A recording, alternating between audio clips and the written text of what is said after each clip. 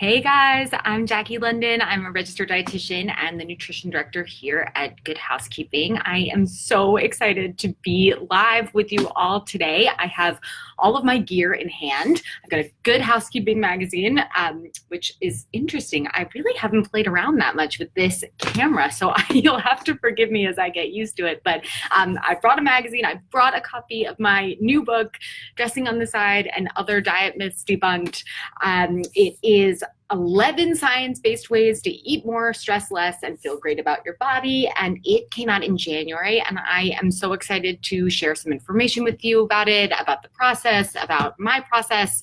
And I should mention here that I am live at Good Housekeeping right now. I'm currently in what used to be a soundproof room where we used to record various videos or things that we would do voiceovers on, but we have since redone it, and now it is a meditation room, which sounds really lovely and wonderful.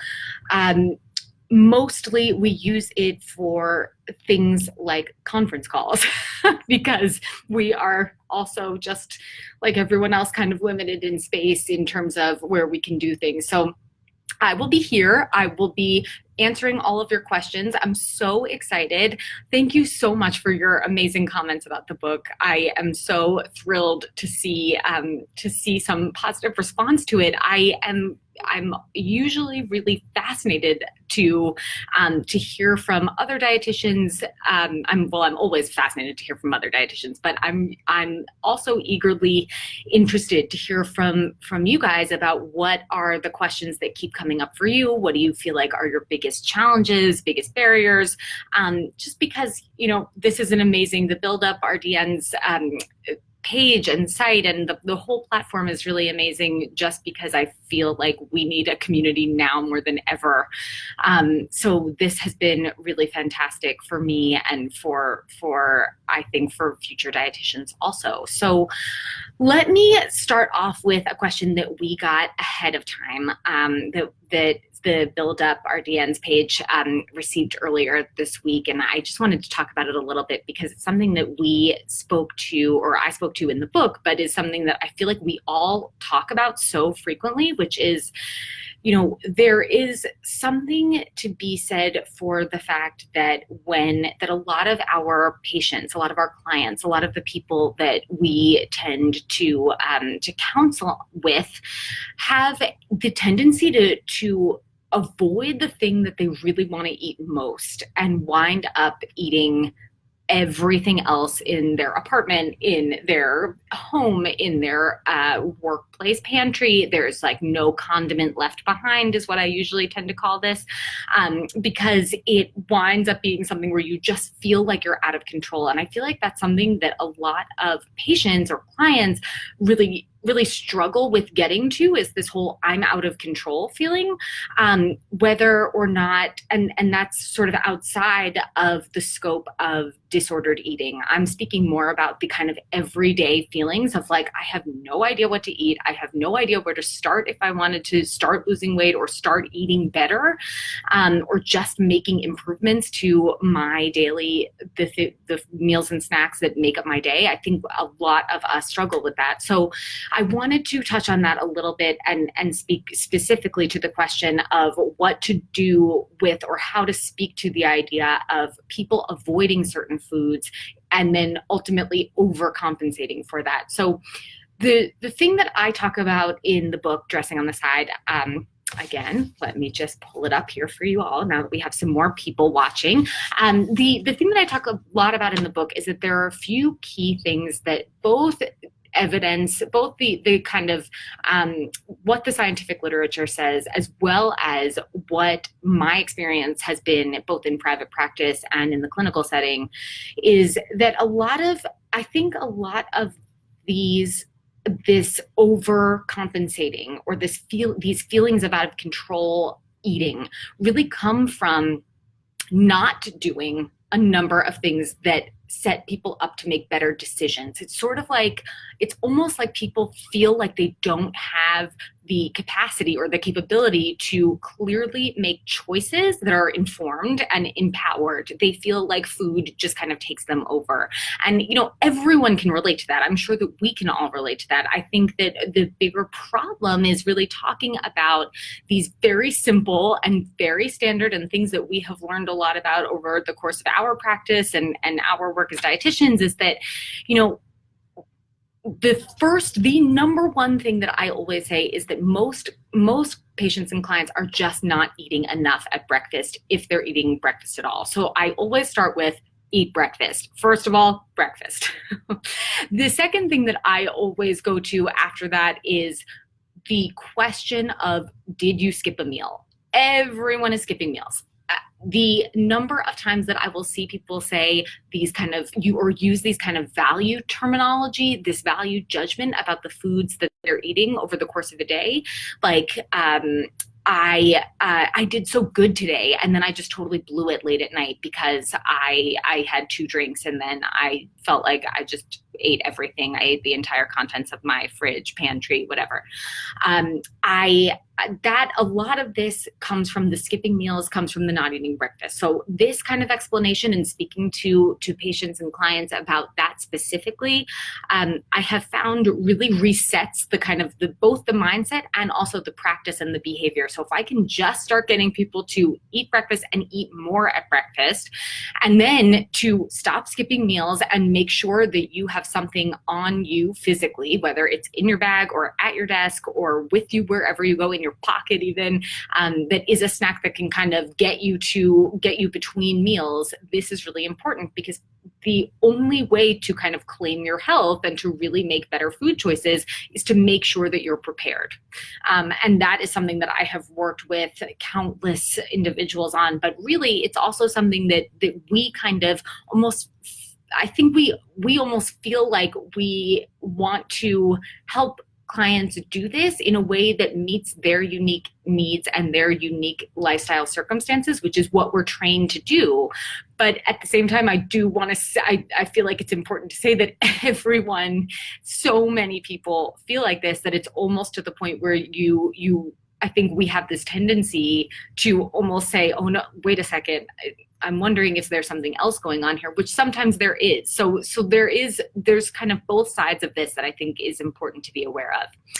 The other thing that I want to finish up with as far as the kind of steps that I mentioned here is really about both the not skipping breakfast, eating regularly, and making sure that you're hydrated. And this one is a little bit less, to the data, to the research, because the research is relatively, all across the board on this. But I have often found this with clients and patients, and I wonder if all of you have experienced this as well. I would be interested to hear that, because I feel like a lot of people wind up overcompensating on food without realizing that actually they were thirsty. So that's the first question that we had submitted ahead of time, but I am going to go ahead and answer another question, which is to speak a little bit about my background and why and where this book came from. So I am a dietitian for Good Housekeeping magazine and at the Good Housekeeping Institute now here in New York. I did my dietetic internship at NYU. I went to undergrad at Northwestern in Chicago, and I was a dance and history double major. So I had to do every DPD, all of it, we all had to do the DPDs, but I had to do all of the post-bac, every last piece of it. I took barely any science. I did take anatomy and kinesiology, and that was what really kind of fueled this career path for me, because I was actually just speaking about it the other day. I'm really interested in how what we do in the world, how we move through space, and that was really how I felt about it at the time as dancer, that how we move through space and how we engage with the world really needs to be spoken about from the inside out, and that the only real way to do that is to understand the science behind why we eat what we eat, how to better nourish ourselves, and what nourishment actually means. I think, we get so caught up, and so many clients and patients become caught up in this web of what does it actually mean to feel nourished, and that's a really good kind of starting point, because there's so many touch points to that. But that was my background. So I wound up working in PR for a little while after college, and then quickly found that this was not for me and went back to school actually relatively soon. I remember having this kind of revelation on my graduation day that I wanted to be a dietitian, and that I was not prepared to do that. So it was time to do something about it. When I had my experience in clinical, I wound up getting hired at the hospital here in New York, Mount Sinai Hospital, where I did my clinical rotation. So I was hired at Sinai, and I had an unbelievable experience. I loved it so much, and I often miss it, and I often find myself relying on my experience in clinical to make to inform what I talk about here at GH. And I'll talk a little bit more about that later. But I was also counseling in private practice at a private practice here in Manhattan called Nutrition Energy, and I was also doing a lot of media spokesperson work for the department. So speaking to a lot of various media outlets and doing a lot of writing, and that is sort of this kind of combo of various things really led me to Good Housekeeping here at Hearst. Not to this beautiful meditation studio, though, I will say.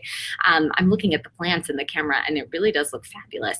But working here at GH, I have had the experience of working on many cookbooks. So a lot of the food team here that develops the recipes, I will give input into what the recipe framework should look like, specifically for anything that has any health related bent. So if it is heart healthy, 400 heart healthy recipes, I wrote the introduction and tweaked the recipes and worked with our food team to make sure that these were all meeting a combined set of standards that I created from American Heart Association, as well as the dietary guidelines for Americans. And then going from there, kind of using the judgment of where we could swap out certain ingredients, where we could make things lower in sodium, lower in saturated fat.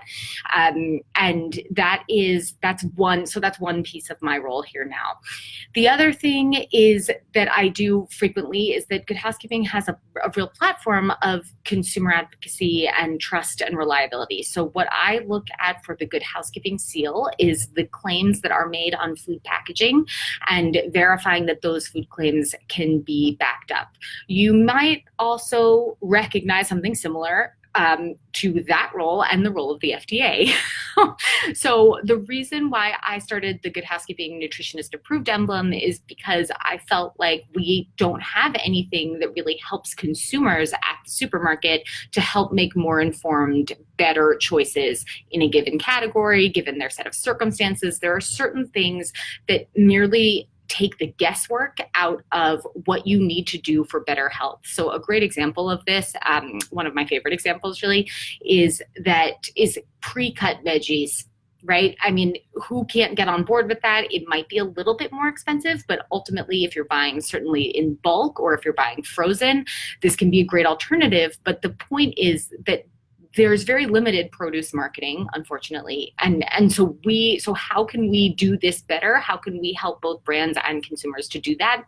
That was sort of my concept for using the Seal platform in order to help individuals and as well as to help brands make it easier for people to understand who you are and as a brand, and then what you need as a consumer, both from the expertise of being a dietitian as well as from my role here, where I hear all the time about various needs, various questions, what really trips people up in terms of making better choices about their health. So at GH, I also wind up doing a lot of writing, of course, for the print magazine as well as for our digital site, which I am very excited about, because a lot of what I have done and a lot of the research that I do on a day-to-day basis when I'm deeply involved, PubMed hole, which I'm sure you can all relate to, is looking at what's out there in terms of various search terms, SEO terms, what is kind of popular on Google News. I wrote an article about celery juice, for example, on the day that probably a Kardashian posted about celery juice, which was a massive sprint, but it was well worth it because it was a popular term. So there wound up being a lot of clicks on the story.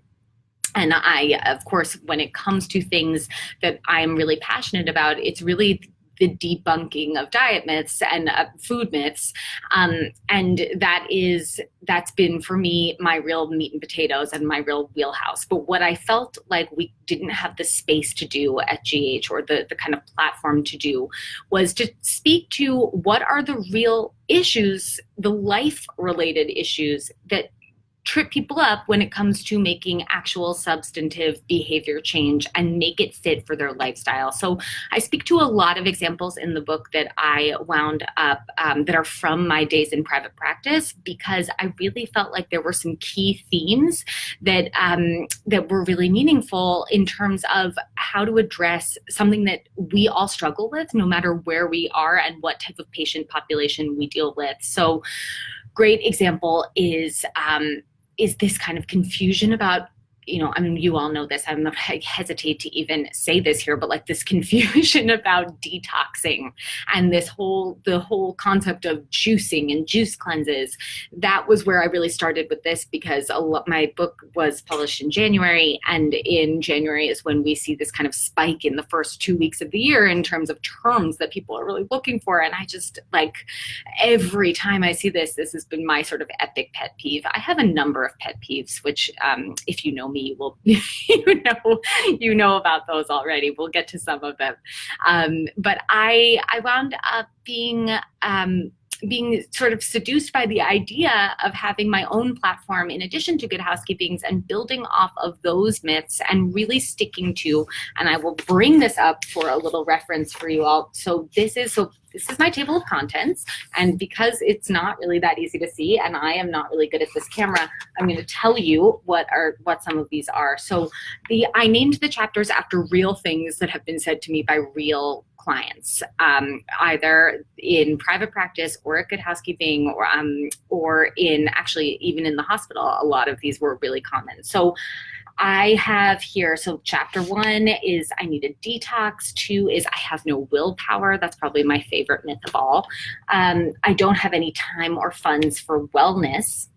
That's another buzzy term. I am sure I'd love to actually hear all of your thoughts on the term wellness and where you think the role of the dietitian is in that sort of space, if that is even a space. What about there's way too much on my plate right now to think about any kind of self-care. That's another one I used to hear all the time. Or I can't lose weight because of some other lifestyle factor. In this case, I wrote my genetics, my family, my relationship, my job. Grocery shopping gives me anxiety. That is really one that really I stuck to the kind of idea of debunking some of the claims, some of the things that bear the health halo that may or may not be deserved. I also have, I won't redo all of these, but a good one that I used to work with a lot of clients on is I'm on the road so much that I barely know what to eat, much less what to eat when I get there. And post-work drinks, dinners out are a huge part of my everyday life. That is something that I think anyone who is working with clients, particularly in the private practice setting, this comes up a lot more. The idea of, I don't know how to actually socialize and eat well, but really your life can't just be lived in a silo, of course. So the idea of talking to what are the things that we can actually do once we're there, what are the changes that we can make right now, how can we adjust our go-to menu items ever so slightly in ways that feel both aspirational and inspirational. But I have kind of reframed the concept of aspirational in this book, because I really want people to stop thinking about the kind of gloriousness that we see on Instagram and instead think about how can I use what I'm seeing here in a way that's resourceful?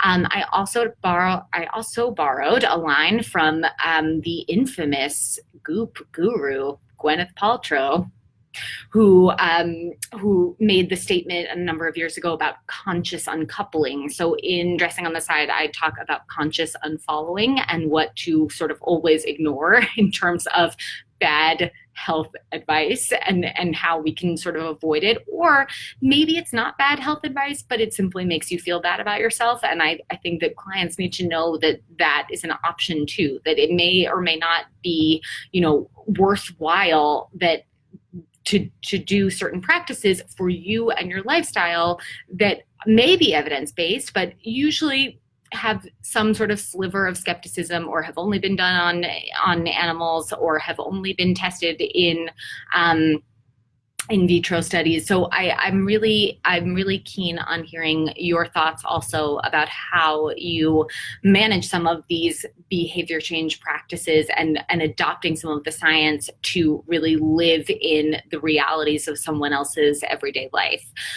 I think that we definitely get tripped up in terms of social media these days, and it can be an amazing resource, and it can also be something that really brings us down and that really we're fighting against. And for us as evidence-based practitioners, that really becomes even more and more difficult, because to keep up at the pace that we would like to be able to churn out content, where most of us are likely working with smaller teams and smaller budgets, and most of us are likely working with what we have available to us. And if we're going to go back to the science and really be able to speak from an informed place, then we need time more than anything else, and we need focused time to actually be able to do that work. So the reason why I sort of feel like we're challenged by so many various practitioners and so many wellness gurus or experts that are not experts is because if you don't even know that there is real science that exists out there, then you don't even know where to start. And so of course you can churn out various content mediums and various different platforms, and be able to say things that may or may not be really valuable or meaningful for people. And I think we really get trapped there. So let me just for anyone else who's newly joining us, I'm just talking a little bit about Dressing on the Side and my process for writing this book. So this book was a beast. Let me see in terms of how many. I want to say that there were about 300 sources that I used for the book, to write the book. I wound up narrowing my bibliography down to meet the page limit, which was a little bit scary. But at the same time, I did nothing in there is of course miscited. But I will say, and something interesting, I think, for anyone who is interested in publishing or interested in potentially writing a book, I pushed for the bibliography and no one asked me for it.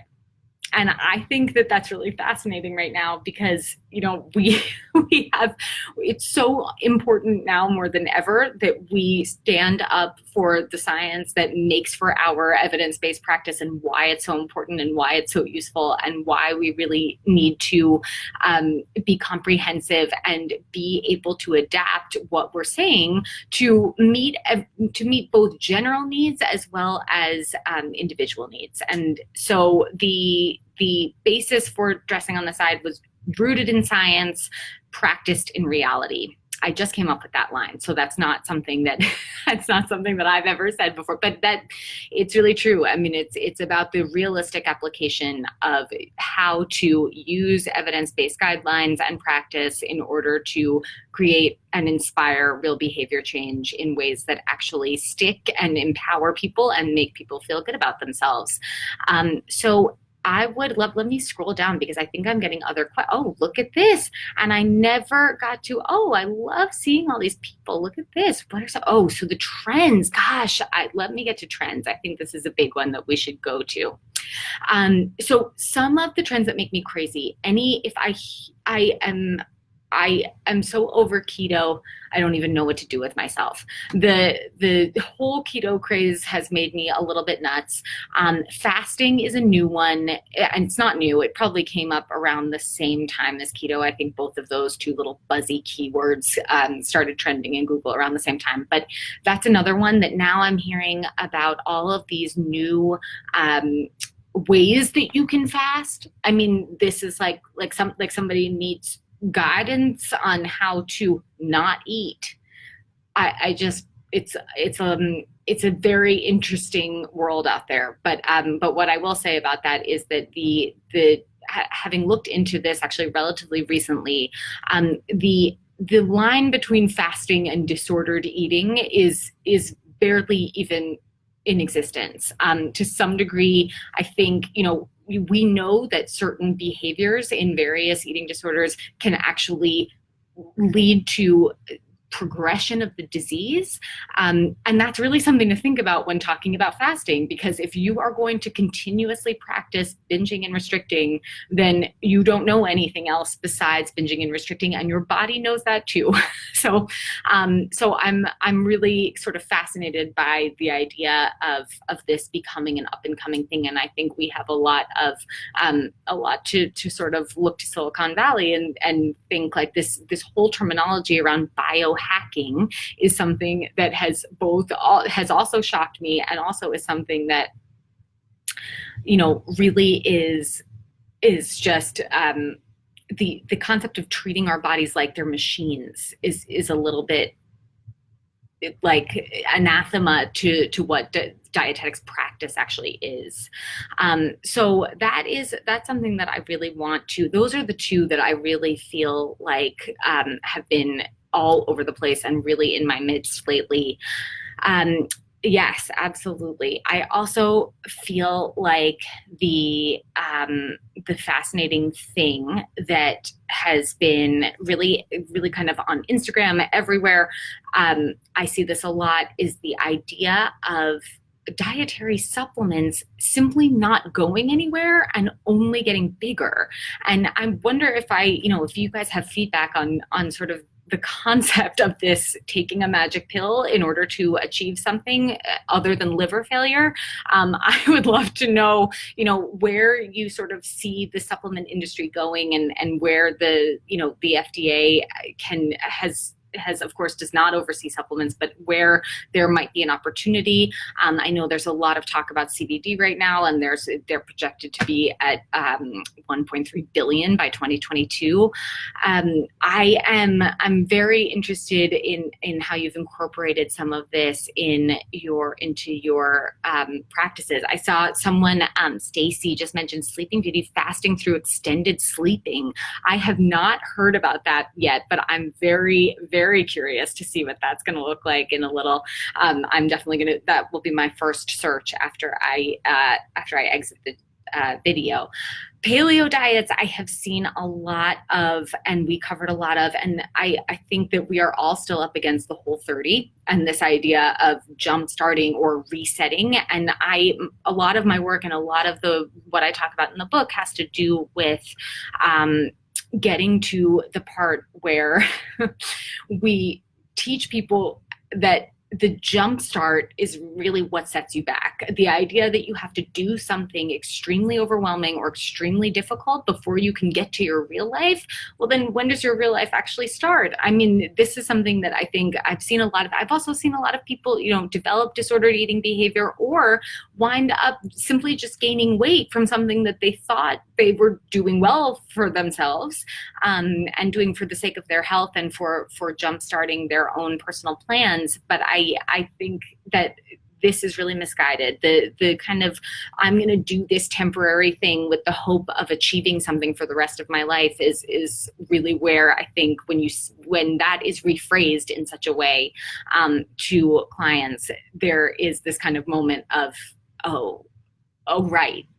And that's certainly not universally true, because otherwise we would not have as many popular diets as we do now. But that's the paleo, the jumpstart, the whole 30 days, or I'm just going keto for a little bit, or I'm going to take these keto supplements. That's something that has become hugely trendy too, in a terrifying way. That is where I think that we can play a real role in terms of how to use, I actually, and this kind of leads me to another point, which is that I actually spoke at my alma mater at NYU a few weeks ago, and I was talking to the dietetic internship class about ethics in dietetics and ethics in the profession. And I think one thing that I know we all struggle with is, when is sort of where the line is when you could kind of make a case for why to speak about a certain topic, or why not to speak about a certain topic, and what to do when you feel like your boundaries are being challenged. And mine certainly have been with the rise of keto, but at the same time, I have written a lot about it, and I have not been shy about, my clinical judgment and opinions about it. And I think that when you can use the fact that there is a demand for information on things like keto, and by demand for information, I mean a rise in the search term, you can use your judgment as a practitioner and as a dietitian to be able to see that news and speak to why it's important that we get out in front of that message. What is the message? What do people really need to know? And use that moment, and use that as sort of our guideline for timing of what we want people to be saying, and what we want people to be thinking about when they're reading other things. Let's see. I am going to look for it. I think maybe we have one more question. Let me see if I can get to one more, and I will. Oh, I love that. I just saw this paltrowed as I think we can probably wrap it up there. Getting paltrowed is when you're duped by pseudoscience. I really love that. I have to say, I would add the hashtag conscious unfollowing, and perhaps tag Goop in it and see what they say. But anyway, so I'm Jackie London. Again, I'm the author of Dressing on the Side and Other Diet Myths Debunked. And I would love it if you were to share like with everyone that you know and have ever met before in your life. Maybe just anyone and everyone. Just kidding. But it looks like this. It's bright green. It kind of serves as a nice coaster sometimes if you need it to be. And you can find me on Twitter, Instagram. Mostly those are the social platforms that I use, at Jaclyn London RD. It's JACLYNLONDON RD. And I also put it in the notes for this video. But thank you all so much for joining me live today. This was really fun. And I really feel quite zen now here in the meditation room. Thank you.